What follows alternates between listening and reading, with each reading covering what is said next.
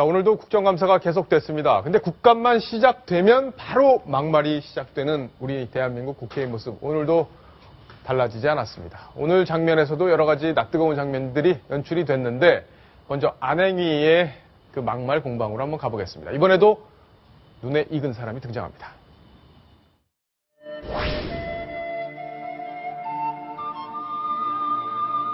정말 야당이 국민에 대한 탄핵 소추할 생각이 있으면은 오늘 국감하면 안 되죠.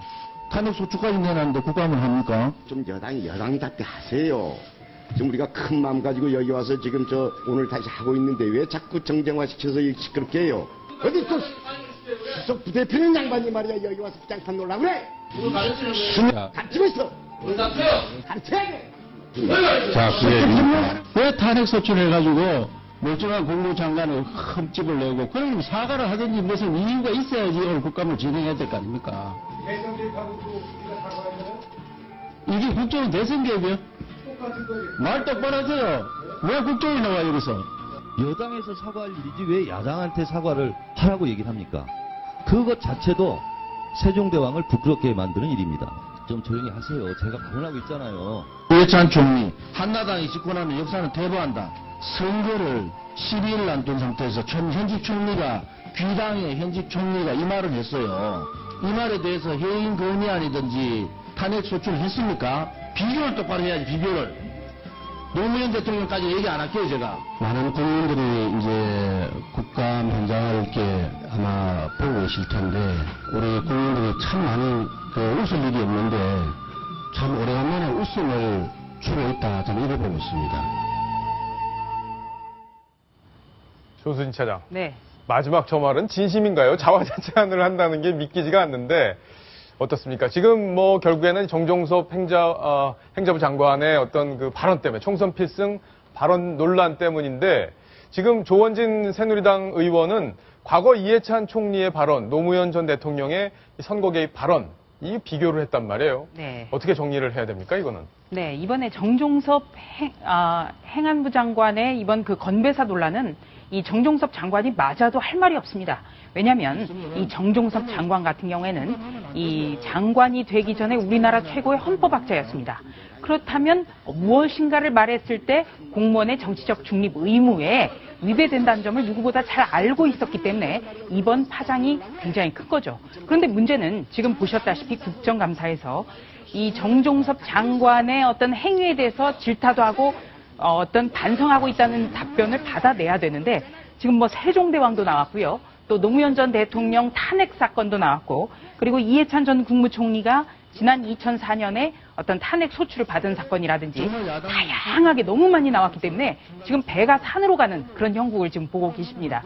특히 이 정청래 의원 같은 경우는 왜 세종대왕까지 거론을 했는지 제가 아무리 봐도 잘 이해가 안 가고요. 예. 그래서 이 정종섭 장관의 이번 건배사 논란은 중앙선거관리위원회에서는 이 선거법 위반은 아니다라고 했습니다만 분명하게 논란의 소지가 있습니다. 여기에 대해서 아주 진실한 자세로 사과를 하고, 또 새누리당 의원들도 이 점에 대해서는 함께 유감도 표명하고요. 재발 방지 문제도 조금 논의할 필요가 있는 거죠. 다만 국정감사에서는 보시다시피 어떤 논점에 대해서 논리 전개를 잘 해야 되고요. 보는 사람이 모두가 타당하다라는 그런 감정을 좀 느낄 수 있도록 해야 되겠습니다. 아니 근데 뭐 다 좋은데, 저런 공방도 다 좋은데, 일단은 국정감사라는 게 정부가 제대로 일을 하고 있는지 안 하고 있는지 감시하는, 입법부의 감시 역할을 제대로 하는 그런 장소인데, 그럼 행자부는 언제 국정감사하는 거예요? 그래서 저는 이제 좀 엉뚱한 생각도 해봤는데요. 이 정종섭 장관이 이 안전행정부의 모든 관료들을 좀 쉽게 하기 위해서 좀 일부러 저런 논란을 만드신 거 아닌가, 이런 생각도까지 좀 해봅니다. 그러니까 이 안행부가 조금 굉장히 편해진 그런 측면이 있죠. 그렇기 때문에 새정치민주연합도 정종섭 장관 문제와 그리고 이 부처에 대한 국정감사를 따지는 것은 어느 정도의 비율을 안배해서 공격을 해야 된다는 겁니다. 예.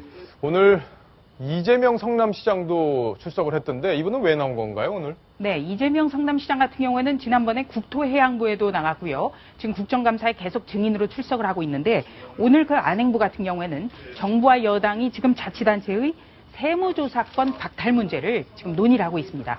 여기에 대해서 그 항의하는 그런 증인으로 채택이 돼서 나갔고요.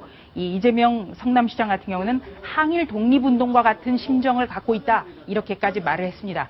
그러나 다행히도 아주 다행히도 작년과 같이 이재명 성남시장이 어떤 그 막말성 논란을 한다든지 아니면 불성실한 답변으로 그 무리를 빚었다든지 그런 소식은 다행히 들리지 않고 있습니다. 그랬군요. 자, 안행이 얘기가 계속될 수밖에 없는 상황이 벌어지고 있습니다. 어제는 이 서울시에 대한 국감이 있었는데 박원순 시장에 대한 그 아들 병역 의혹 문제, 이 문제에 대해서 여야 간의 공방이 있었죠. 그 여진이 오늘까지 이어졌습니다. 오늘 야당 지도부에서도 이 문제를 갖고 질타를 했는데 그 이후에 이어진 야당 의원들의 박원순 시장 감싸기 이야기까지 저희가 영상으로 묶어봤습니다. 박원순을 상처내야 서울 지역 총선이 유리하다는 셈법이 국감을 망치고 있습니다. 새누리당 의원들이 일개 회원 수준의 조잡한 질의는 국감을 낭비하는 것입니다. 내가 지켜줄게 내가 힘이 될게 해명을 할 생각을 해야지 이걸 고발해서 법적으로 대응하는 이런 것들이 전혀 사실이 아니다.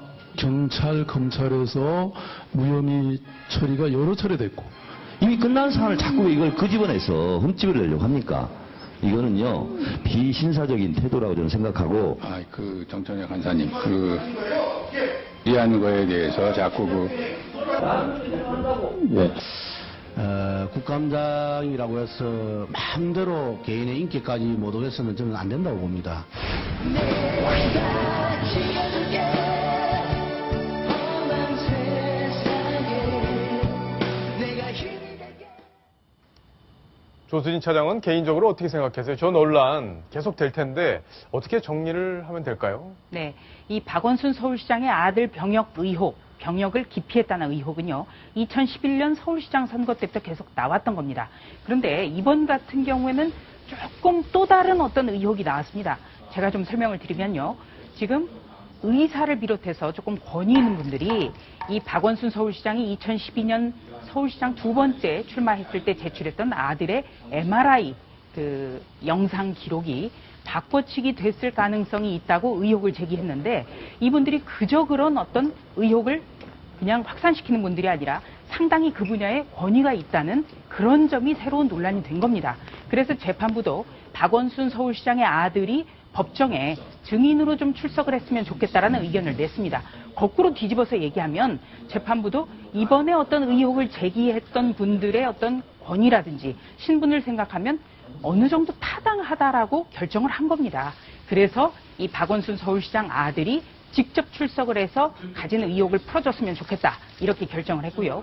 여기에 대해서 박원순 서울시장 같은 경우는 근거 없는 정치 공세라는 태도로 계속 일관을 하고 있습니다. 물론 어떤 아들이 지금 그리고 외국에 나가 있는 아들이 계속해서 이런 의혹을 받고 이런 거는 서울시장이기를 떠나서 아버지로서 굉장히 힘들 겁니다. 하지만 박원순 서울시장은 누가 뭐래도 야권의 가장 유력한 대선 후보 중에 하나입니다. 그렇기 때문에 국민의 알 권리라든지 그리고 어떤 국민들이 석연치 않은 의혹이 있다라고 한다면 큰 결단을 내려서 풀어줘야 될 그런 책무도 있다고 봅니다. 예. 자, 조수진 차장이 정리를 했는데 결과적으로 이미 다 검증이 끝난 얘기인데 왜 자꾸 나를 괴롭히냐 이게 박원순 시장의 논리입니다. 그런데 지금 조수진 차장이 설명을 했듯이 새로운 얘기들이 지금 더 덧붙여졌고 그 새로운 주장을 하는 사람들이 의사들입니다. 의사들이기 때문에 전문가로 우리 사회적으로 평가받고 있는 분들이기 때문에 이번 일이 더 논란이 커지고 있는 거 아닌가 싶은데 김태현 변호사, 지금 박주신 씨가 박원순 시장의 아들이죠. 박주신 씨가 영국에 있는 걸로 알고 있는데 영국에서 이제 뭘 하고 있는 건지 그리고 들어오긴 좀 어려운 건지 어떻습니까? 일단은 지금 조수진 차장이 설명한 대로 법원에서 그래? 그럼 이게 박주신이라는 사람이 병역 의혹이 있나? 왜? 병원에서 지금 하고 있는 형사 사건은 그 의혹이 있다라는 걸 제기한 사람들이 허위사실 유포로 기소가 된 사람이거든요. 예. 그러니까 그 기소된 의사들이 야, 난 무죄야. 왜냐고? 이게 허위사실이 아니기 때문이지 하고 말씀하신 새로운 의혹을 제기를 한 겁니다. 그러니까 법원에서 보기에 그래 좀 한번 불러다가 우리가 찍어볼까? 내가 보는 판사 앞에서 찍으면 새로 깔끔해질 거 아니에요. 그렇죠. 모든 논란이 네. 이제 정리가 그렇죠. 되겠죠. 그래서 이제 박주신 씨를 영국에는 박주신 씨를 오라라고 소환장을 보낸 건데 지금 박주신 씨가 영국 어디에 정확하게 있는지에 대해서 박원순 시장을 밝히고 있지 않기 때문에 박주신 씨가 이 자발적으로 들어올 수는 없는 거고 그렇다고 해서 강제로 구인할 수는 없거든요. 네. 지금 이 피고인이 된 의사 측은 그럼 우리 돈을 가지고 내 돈을 가지고 내가 장비를 가지고 가서 찍고 올게라고 하는데도 본인이 내 돈 대고 다 가서 그렇죠. 예. 그러니까 그런 얘기까지도 하고 있는 상황이거든요. 그럼에도 불구하고 응하지 않고 있는데 박원순 시장 물론 답답은 할 겁니다. 뭐 정치 공세일 수도 있겠죠. 근데 다만 박원순 시장 입장에서 여기서 이걸 끊어주지 않으면 두고두고 본인의 정치 입장에서 앞으로 이게 계속 문제가 나올 것이거든요. 이게 지금 누가 그냥 가다가 쓸데없이 언론에 확 제기한 게 아니라 법원에서 야 한번 불러다가 얘기를 들어보고 한번 찍자라고 한 것이기 때문에 박원순 시장 입장에서 여기서 응해서 아니면 깔끔하게 털고 가는 것이 맞을 것 같습니다. 깔끔하게 털고 가는 것이 앞으로 야권의 대선 후보로 가기 위해서도 굉장히 유리할 겁니다. 그러겠네요. 알겠습니다. 뭐 이런 얘기들 계속 이제 여론을 통해서 흘러나오고 있으니까 박원순 시장도 듣고 있을 테고 또 혹시 박주신 씨도 이런 방송들을 보고 있을지 모르겠습니다. 자, 이런 논란이 소모적이기 때문에 빨리 정리가 되는 것이 국익 차원에서도 좋고 서울시정을 운영하는 데 있어서도 도움이 되지 않을까 그렇게 생각이 됩니다.